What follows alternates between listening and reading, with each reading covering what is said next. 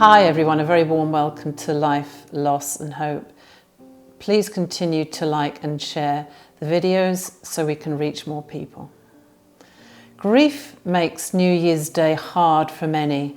When your loved one has died, moving into a new year might feel like you are somehow leaving them and memories behind. It's hard to look forward when everything you wanted lies in the past. The new year can bring to grievers a sense of trepidation. For the first time, you won't be able to say that you lost someone this year. Suddenly, you lost them last year, and now you become acutely aware that they will never know the coming new year. You may have lost your loved one even many years ago, and yet it still feels hard to fathom another new year without them. So today I'm talking about the challenges of grief as we move into the new year. You're not alone if you find this time of the year tough emotionally, and it is good to share honestly how you feel. Research tells us that when we open up about our struggles with other people who've been through similar experiences, it can make us feel less alone and more connected. Usually New Year is all about looking forward, looking ahead to a fresh start, setting new goals, but when you're navigating grief and loss, this can feel alien and impossible. It's tough to conceive what the next year will look like when you're still reeling perhaps from what you've experienced in the past year. The future can feel like a bleak black hole filled only with sadness of who and what won't be part of it, and longing for what could be instead. While the world is focused on setting New Year's goals, making resolutions and looking forward with expectation, the grieving can still be wondering how to make it through this one day or this one moment. The isolation and loneliness can seem overwhelming and even strangely heightened at family events and in social settings. We can feel like we don't fit in anywhere anymore, like an alien just going through the motions. Many people have talked to me how hard they feel it is to enter the new year when they've lost a loved one. It can feel like a treasonous thing to do without them, and like you're leaving them further behind. You're making new memories they won't feature in. When you've been through loss and trauma, people also worry about what a new year will look like and bring. The world feels a less safe place, and you are vulnerable, and that's a normal thought after what you've been through. Guilt also can surface at this time of year. It's really common that people report that they feel guilty about getting to carry on with the time that their loved one didn't get to live and enjoy. Moving into a new year of grief can be tough for many reasons that we are going to explore now. So firstly, you may be less compassionate with yourself as time keeps passing. We can become less patient and gentle with ourselves. That voice in your head during the first year of grief might say things like, "Of course, getting back to work is hard. Your father has just died." Or, "Don't worry about organising the family events. We don't need to do them this year without him." However, the voice of a second or subsequent year of grief might not be so gentle. Self-doubt, self-judgment and expectations can kick in, and suddenly that voice in our head is saying, "I can't believe you're still feeling apathetic about work," or "You're so distracted." Or it could say, "You really need to get it together and organise more family socials this year. It shouldn't be this hard." To counteract this, start now working on showing yourself self-compassion and grace by noticing and silencing those self-judgments as you enter the new year. If you're criticising yourself about where you should be in grief, remind yourself that there is no timeline, and watch some of the earlier videos on self-care, capacity and early grief as you continue grieving. Be kind with yourself. Be your own best friend. Secondly, you may worry that in the new year that people will forget or stop checking in on you to see how you are. And in fact, the reality is simply that our expectations change and other people's expectations change too. People might be checking in less often, perhaps less offers of practical help, and just those texts that say, "How are you doing?"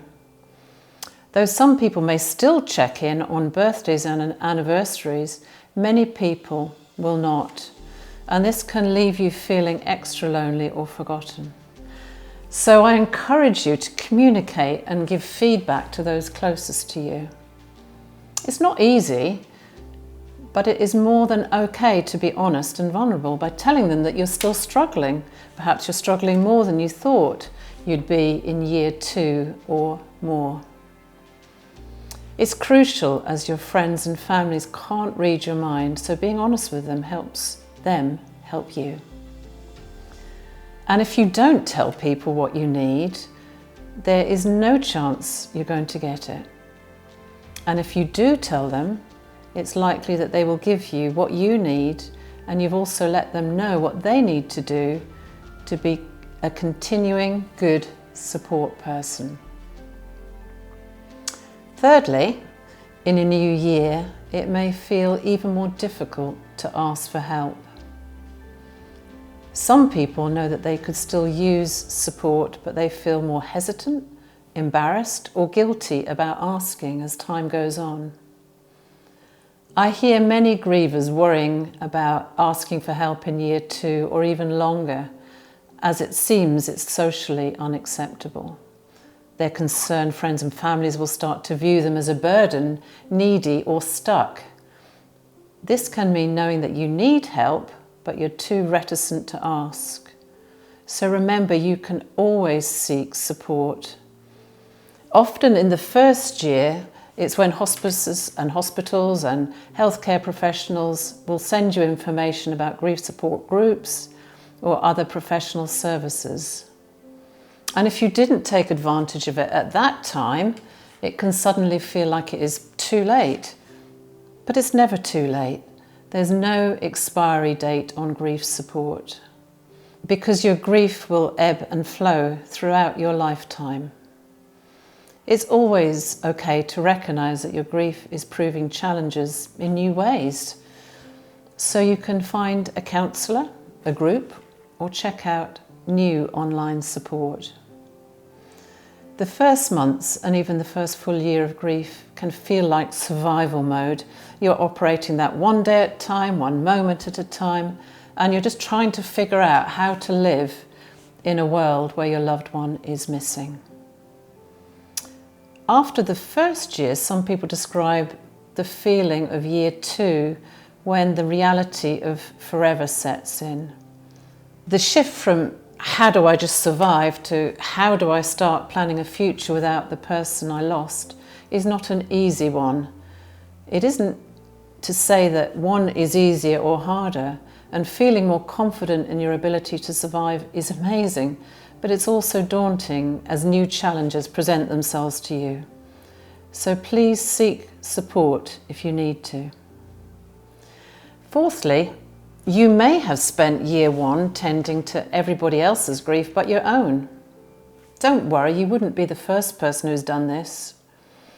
For those of us who are natural caregivers and helpers, it's easy to put others' grief ahead of our own, something I've done too.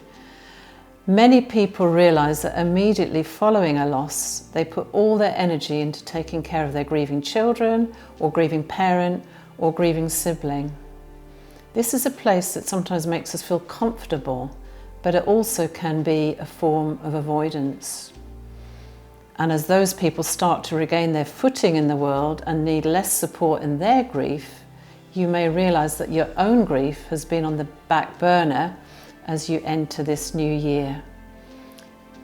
So you may need to make your own grief the priority now in this coming year. Fifthly, it's not uncommon to find that what helped you last year in grief may not help you this year. You may have done a great job finding things that helped you in your first year of loss. You may have found helpful people, self-care routines, professional grief support, certain rituals that have helped you feel able to function. But one of the tricky things about grief is that it's always changing. And that means your grief coping needs are going to be changing too. You may suddenly realise that the challenges of year 2 are different from those of year 1. Don't worry, many of those people and things will still likely be useful, but finding new coping strategies can be an unexpected challenge.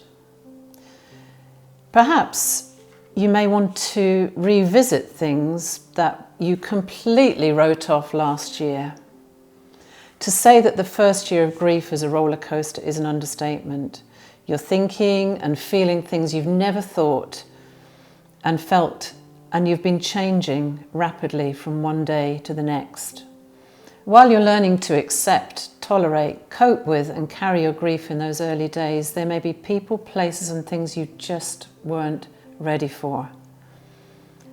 Looking at certain pictures or listening to specific music perhaps brought so much pain that you've avoided them ever since.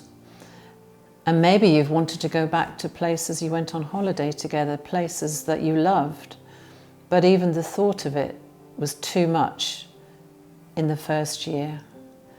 Whether you're aware of it or not, you have been slowly learning to carry your grief.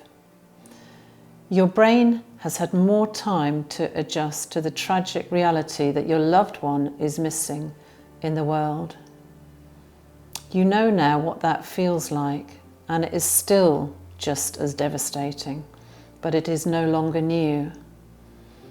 And you've hopefully found some ways to calm and ground yourself when your thoughts and emotions come. With this in mind, revisiting some of the things you thought were impossible or too much in year 1 can actually be a really good thing. You may find yourself better able to revisit places, people, or reminders. And yes, it will still be painful, but you may be able to now tolerate that pain so that you can now also find some comfort. Continuing this process of visiting and revisiting throughout grief, knowing that what you need will always evolve, is a really helpful skill.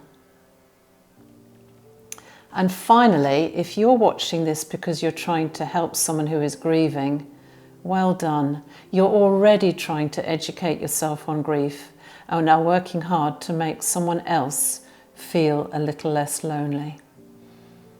If you are the griever, please send this video to your support people to watch, as it will give them a helpful insight on how to be present for you this year. It's easy for us all to get swept up in the busyness of our everyday lives, but if you have friends and family members who you know are going through a hard time, just take a moment, if you can, to check in with them. This simple act of checking in to see if they're okay will make them feel valued and appreciated. Your small gestures of kindness and compassion, like sending a quick text, a card, or giving someone a call, can often have a more positive impact on well-being than grand or expensive gestures. It just shows people that you're considering their feelings as well as understanding them, and also remembering that their loved one still matters to them. All of this helps people feel calmer, happier, and in community. So however you choose to see in the new year, please be assured that you're not alone in facing this new chapter of your life. One New Year, after a sudden loss in my own life, a friend's mother sent me a card with this famous speech on. The words are those of King George VI from his famous Christmas broadcast to the nation during the troubles of the Second World War and the economic recession. These words gave me hope that there was light beyond the darkness and the promise of something else beyond what is seen. Do you know, I have treasured these words every year as I enter a new year since then. And I said to the man who stood at the gate of the year, "Give me a light that I may tread safely into the unknown. And he replied, Go out into the darkness and put your hand into the hand of God. That shall be to you better than light and safer than a known way. So I went forth, and finding the hand of God, trod gladly into the night. And he led me towards the hills and the breaking of day in the lone east.